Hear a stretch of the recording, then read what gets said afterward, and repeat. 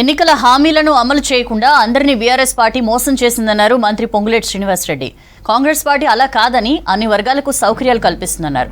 ఖమ్మం జిల్లా నేలకొండపల్లి మండలంలో ప్రజల చెంతకే మీ సీనన్న కార్యక్రమంలో పాల్గొన్నారు మంత్రి పొంగులేటి.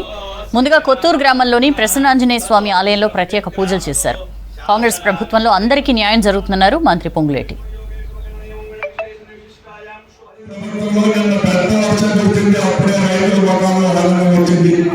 కాంగ్రెస్ ప్రభుత్వం అంటే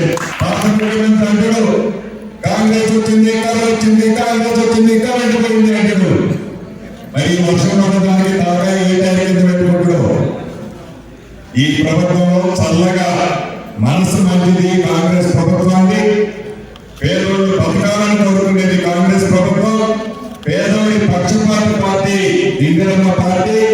ఈ పార్టీలో అందరం చాలా ఉండాలి, అందులో మేముండాలని కోరుకునే పార్టీ తప్ప మేమొక్కనే సంపాదించుకోవాలని అనుకునే పార్టీ కాదు అని గత ముఖ్యమంత్రి గ్రహించాలని ఈ వేదిక ద్వారా తెలుపుతూ అప్లికేషన్ చేస్తున్న అందరూ తీసుకొని రేపు కౌంటింగ్ ఉంది కాబట్టి